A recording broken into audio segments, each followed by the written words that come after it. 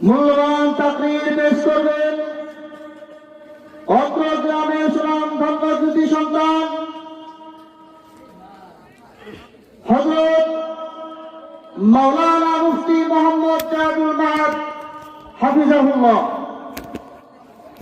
এ পর্যায়ে আপনাদের মাঝে তাকরীর পেশ করবেন হযরত ব্যক্তি জান্নাতে আসার মতন কাল পরিস্থিতি হবে না। হযরত আবু তালহা রাদিয়াল্লাহু তাআলা আনহু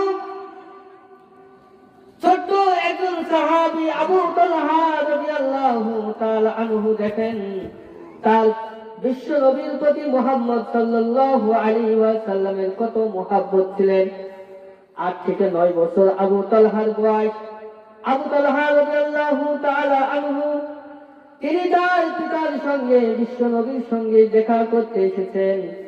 দেখা করতে আসার পরে বিশ্ব নবীর সঙ্গে যখন মুআমালাত শেষ হয়ে যাওয়ার পরে যখন চলে যাইতেছেন, এমন তো অবস্থায় আবু তালহা রাদিয়াল্লাহু তাআলা আনহু বলতেছেন, ওগো আব্বাজান আপনি থামেন, আপনি তো বিশ্ব নবীর সঙ্গে কিছু পার্সোনাল কথা বললেন, এবার আমি কিছু পার্সোনাল কথা বলতে চাই। জনাবে সরকার তো আলমকে আমার কিছু প্রশ্ন করতে চাই, কিছু মহাব্বত করতে চাই। বিশ্ব নবীর কাছে দৌড়ায় গেলেন ছোট্ট 8 বছরের আবু তালহা রাদিয়াল্লাহু তাআলা আনহু। আবু তালহা রাদিয়াল্লাহু তাআলা আনহু সরাবে বিশ্ব নবীর কাছে যাওয়ার পরে বললেন, আমার পিতাকে তো আপনি কিছু আমল দিলেন, আমাকে কিছু আমল দেন যেন আমি আপনার ভক্ত হয়ে যেতে পারি। বিশ্ব নবী মুহাম্মদ সাল্লাল্লাহু আলাইহি ওয়াসাল্লাম তিনি বললেন, ওগো আবু তালহা, তুমি যদি তোমার পিতার গর্দান নিয়ে আসতে পারো আমার কাছে, তাহলে আমি তোমাকে আমার দলভুক্ত করে নেব। সদর আবু তালহা রাদিয়াল্লাহু তাআলা আনহুকে এই কথাটা বলতে বাকি হয় নাই। সঙ্গে সঙ্গে আবু তালহা রাদিয়াল্লাহু তাআলা আনহু একটা ছুরি বের করে তার পিতাকে হত্যা করার জন্য ছুটে চলে গেছেন। এমন তো অবস্থায় বিশ্ব নবী ডাক দিয়ে বলেন, আবু তালহা, আমি হলাম এমন একজন নবী দুনিয়ার জমিনের ভিতরে পিতা থেকে সন্তান আলাদা করার জন্য আমি দুনিয়ার জমিনে আসি নাই। সন্তান থেকে পিতাকে আলাদা করার জন্য দুনিয়ার জমিন থেকে আমি আসি নাই। আমি এসেছি কিভাবে সন্তান আর পিতার মহাব্বত এক হতে পারে। এই জন্য আবু তালহা রাদিয়াল্লাহু তাআলা আনহু বলছে, তুমি পাস হয়ে গেছো, যাও, তুমি বাসায় চলে যাও। তো দেখেন বিশ্ব নবীর প্রতি কতটা মহাব্বত। এরপরে আবু তালহা রাদিয়াল্লাহু তাআলা আনহু তিনি বাসায় যাওয়ার পর কিছুদিন অসুস্থতা ছিলেন। বিশ্ব নবী এসেছেন তাকে দেখার জন্য। এসে দেখার পরে তার পিতাকে বলেন, আবু তালহা যদি দুনিয়ার থেকে যদি চলে যায়, তখন আপনি আমাকে খবর দিবেন, বা বেশি অসুস্থ হয়ে গেলে আপনি আমাকে জানাবেন। এমন তো অবস্থায় বিশ্ব নবী দেখা করার পরে বিশ্ব নবী যখন মক্কার জমিনে আবার ফিরে চলে আসেন, কিছুদিন পর আবু তালহা রাদিয়াল্লাহু তাআলা আনহু দুনিয়া থেকে চলে যায়। তো দুনিয়া থেকে চলে যাওয়ার পরে বিশ্ব নবী হয়তোবা তিনি শুনতে পান নাই, জানান নাই তাকে। তো কিছুদিন পর বিশ্ব নবী সফরে ওদিকে যাওয়ার সময় আবু তালহার বাসার দিকে উঠেছে। তো আবু তালহা রাদিয়াল্লাহু তাআলা আনহুর পিতাকে বলতেছেন যে, আপনার ছেলেটা কোথায়, আবু তালহা কোথায়, আমার ছোট্ট সাহাবীটা কোথায়?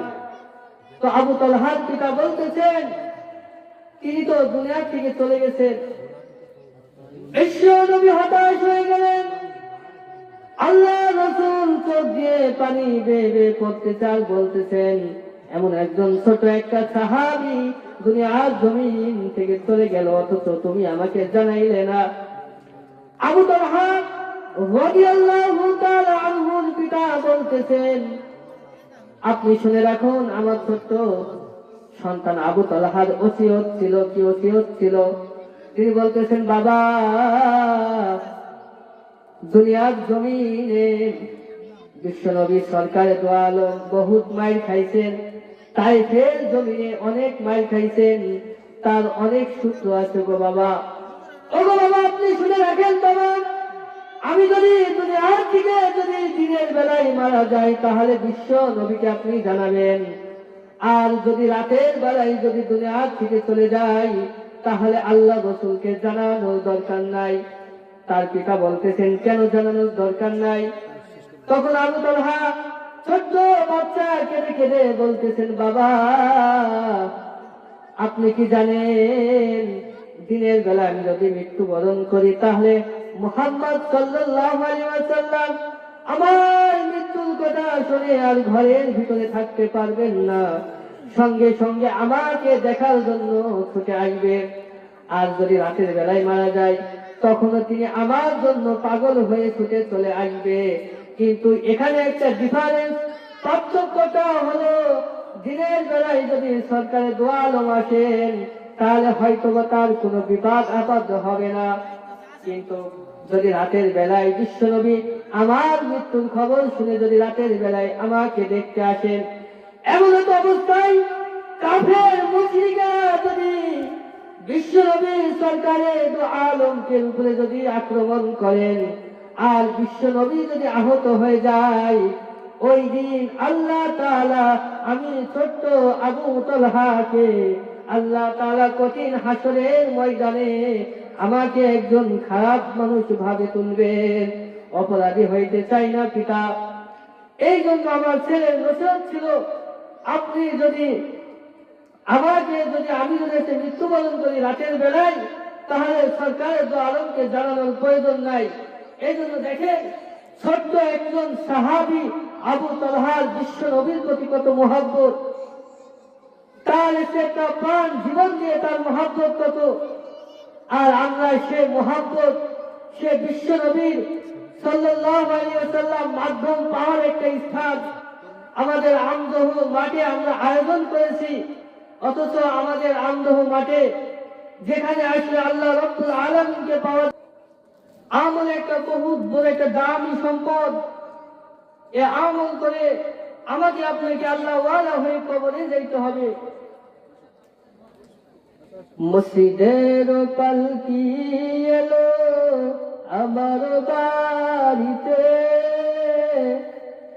তাড়াতাড়ি সাজাও আমায় নতুন পোশাকেতে, নতুন শাড়িতে রে।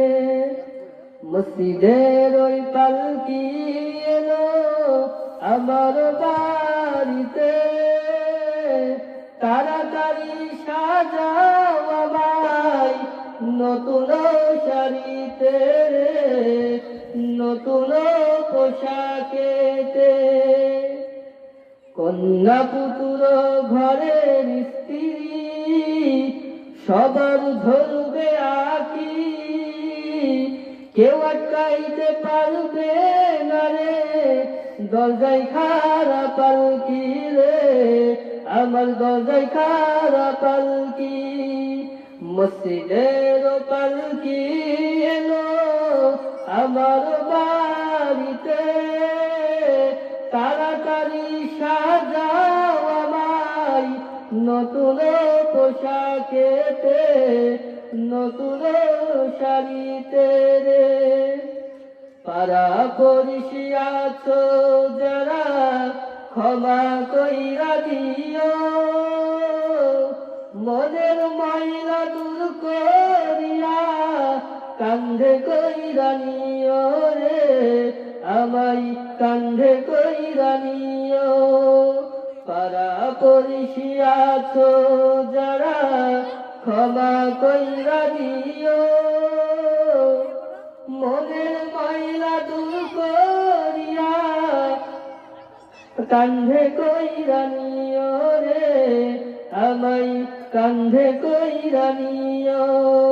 মসজিদের পালকি এলো আমার বাড়িতে, তাড়াতাড়ি সাজাও আমায় নতুন পোশাকেতে, নতুন শাড়ি জন্য মৃত্যুর কথা আমাকে আপনাকে সর্বদা স্মরণ করতে হবে। কখন আজরাইল মালাকুল মউত আমাদের সামনে চলে আসেন, এই জন্য অল্প কিছু জান্নাতে যাওয়ার জন্য আমলের কথা বলবো। এই কথা বলে আমি আমার বক্তব্য শেষ করব। তো সম্মানিত হাজিরিন, আলী রাদিয়াল্লাহু তাআলা আনহু নামাজ পড়ে মসজিদের ভিতরে বসে আছে এবং এক সাহাবী মিলে বিশ্বনবী মুহাম্মদ সাল্লাল্লাহু আলাইহি ওয়াসাল্লাম নামাজ শেষ করে আলী রাদিয়াল্লাহু তাআলা আনহুকে প্রশ্ন করলেন, ও আলী, আমি কি তোমাকে এমন কিছু আমল শিখাই দিব